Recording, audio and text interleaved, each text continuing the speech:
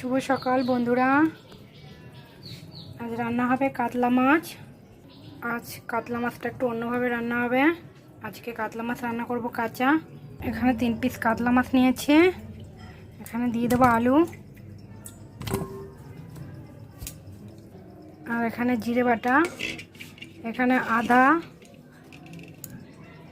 রসুন, পেঁয়াজ আর লঙ্কা মিক্স করে রেখেছি। এটা এখন ভালো করে মাখিয়ে নেব।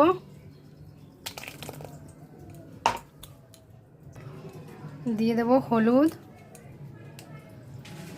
লবণ আর একটু তেল দিয়ে দেব।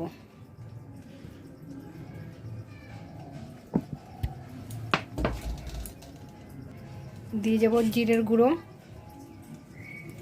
এটা এখন ভালো করে মিক্স করব।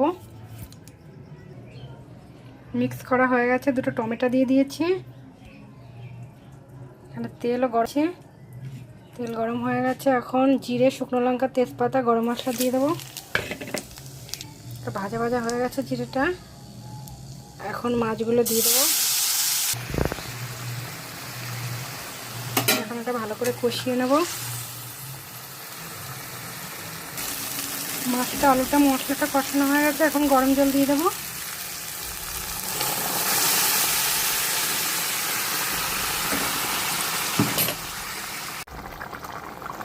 মাছের ঝোলটা কমপ্লিট। এখন গরম মশলা দিয়ে নামিয়ে নেব।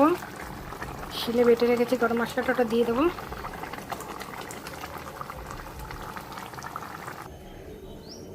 মাছের ঝোলটা কমপ্লিট, নামিয়ে নিয়েছি। এখনের মতন এইটুকুই। বাই বন্ধুরা।